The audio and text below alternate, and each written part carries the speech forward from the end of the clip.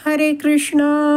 श्रीमद भगवत गीता जशी आहे तशी, अध्याय 9. अध्यायाचं नाव आहे राजविद्या राजगुह्य योग. आपण 17वा श्लोक वाचत आहोत आणि त्या श्लोकावर श्रील बलदेव विद्याभूषण यांनी लिहिलेली गीताभूषण टीका आहे, ती आता आपण वाचायला सुरू करणार आहोत. त्याआधी श्रील प्रभुपादांना प्रार्थना करूया. हे श्रील प्रभुपाद, आम्ही भगवद्गीता हा ग्रंथ वाचून समजून घेण्याचा प्रयत्न करीत आहोत, त्यासाठी आम्हाला आशीर्वाद द्या. धन्यवाद प्रभुपाद.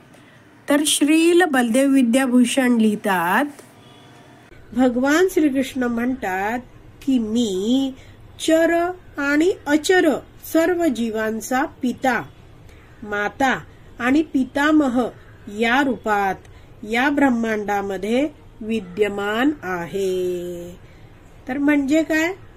तर वैष्णवाचार्य समजवतात की या भौतिक जगतात आपण बघतो तर आपल्या सगळ्यांना वेगवेगळे माता पिता आहेत. तर मग भगवंत तर इथे म्हणतात की मी सर्व जीवांचा पिता आहे, माता आहे. तर हे कसं जाणायचं? तर यासाठी समजवलं जातं की आपण जाणावं की हे जे आपल्या प्रत्येकाचे माता पिता आहेत ते सगळे कसे आहेत? निमित्त मात्र आहेत. तर प्रत्येक स्त्री आणि पुरुष किंवा माता आणि पिता आहेत ते काय आहेत? एक माध्यम आहेत, ज्यांच्याद्वारे भगवान श्रीकृष्ण एका जीवाला या भौतिक जगतात भौतिक शरीर देतात.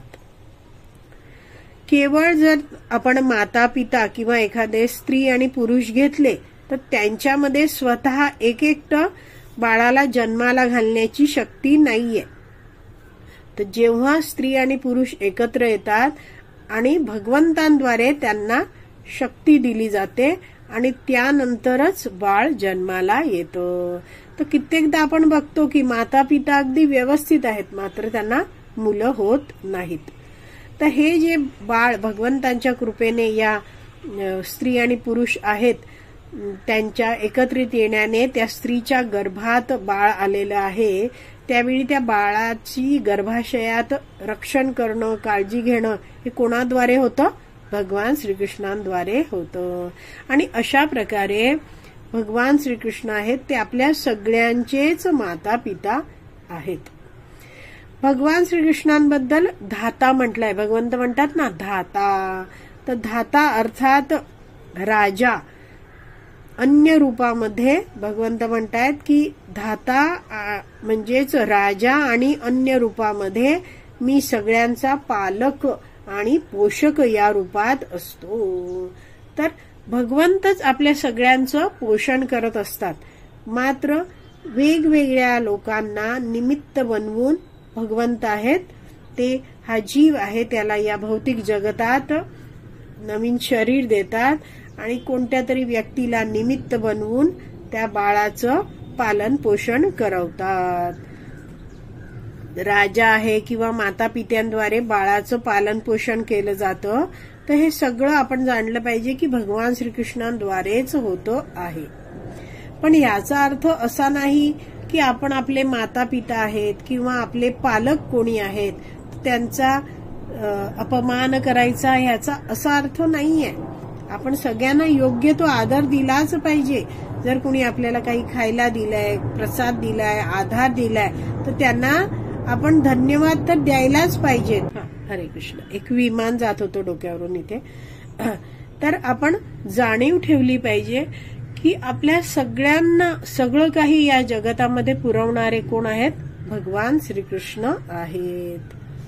तर श्रील बलदेव विद्याभूषण पुढे लिहितात, भगवान श्रीकृष्ण म्हणतात की मी सर्व भौतिक आणि आध्यात्मिक शक्तींनी युक्त आहे आणि परमात्मा रूपात प्रत्येक कणामध्ये, वस्तूंमध्ये आणि जीवांमध्ये सुद्धा आहे आणि म्हणून सर्व जीवांचं पालन करण्यामध्ये मला काहीच अडचण येत नाही. तर असे भगवंत आहेत ते आपले पालन पोषण करता आहेत. दुसऱ्या ओळीमध्ये वेद्य हा शब्द येतो आहे. त्याचा अर्थ आहे की जाणण्यायोग्य मीच आहे. पवित्रम म्हणजे पवित्र करणाऱ्यांमध्ये मी गंगा आदी नद्यांचे पाणी आहे. गंगा आणि इतर ज्या नद्या आहेत त्यांमधलं जे पाणी आहे ते मी आहे. मीच ओंकार आहे, जो ओंकार सर्व वेदांचे बीज आहे. तर सर्व आपण वैदिक शास्त्रातले जे सगळे श्लोक बघतो ओम या शब्दाने सुरू होतात. आणि भगवंत शेवटी म्हणतात ऋक् साम यजुर एवच. तर मीच 3 वेद अर्थात ऋग्वेद, यजुर्वेद आणि सामवेद आहे. आणि शेवटचा शब्द आहे एव म्हणजे निश्चितच आणि च. तर च या शब्दाचा अर्थ इथे दिलाय आणि म्हणजेच काय आहे अथर्ववेद शब्द तो आहे.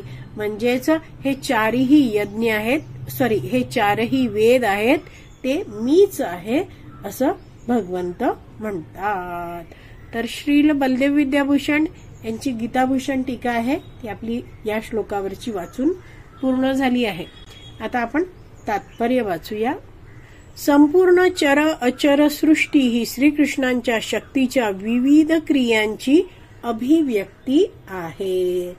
तर भगवान श्रीकृष्णांच्या शक्ती या जगतामध्ये विविध क्रियांचं प्रकटीकरण करतात.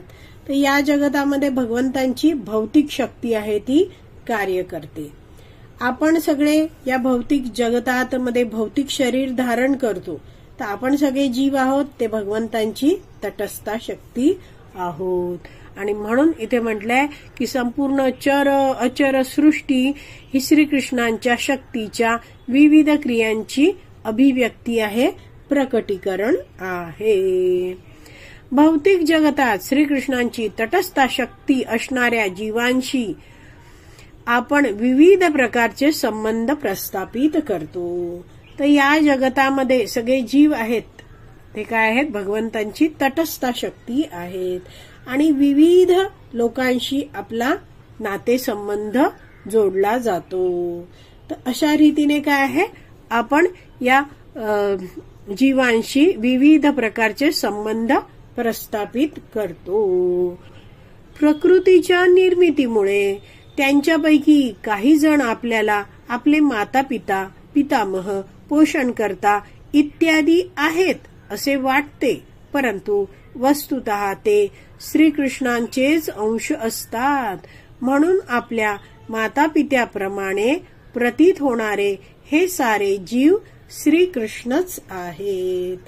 तर सर्व जीव हे भगवंतांचे अंश आहेत हे तर आपल्याला कळलं.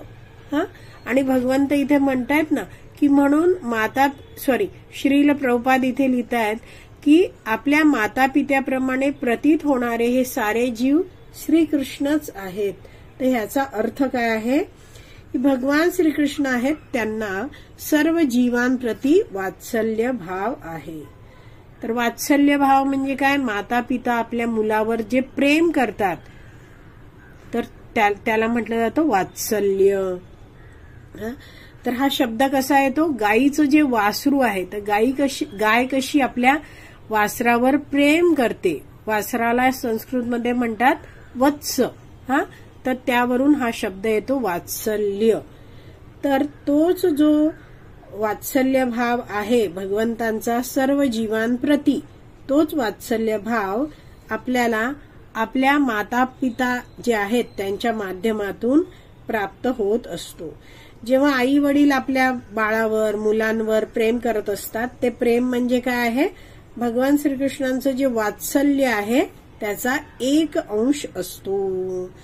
तर एक वेगळे पण आहे मात्र भगवान श्रीकृष्ण आहेत ते सर्वांवर प्रेम करतात. म्हणजेच काय आहे सर्व जीव आहेत ते भगवंतांचे अंश आहेत. तर सर्वांप्रती भगवंतांचा वात्सल्य भाव असतो. मात्र या भौतिक जगतात आपण पाहतो तर हे जे माता पिता आहेत त्यांना केवळ आपल्या मुलांप्रतीच वात्सल्य भाव दिसतो. इतर सर्व मुलांप्रती त्यांच्या मनात वात्सल्य भाव असतोच असं नाही, शक्यतो तो नसतोच. केवळ प्रत्येक जण आहे तो आपल्या मुलांवरच जास्त प्रेम करत असतो आणि त्यांची काळजी घेण्यामध्ये, त्यांच्या आवश्यकता पुऱ्या करण्यामध्येच तो विचार करत असतो.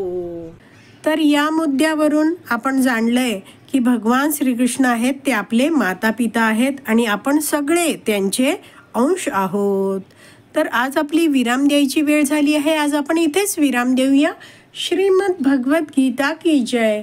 श्रील प्रभुपाद की जय. हरी बोल.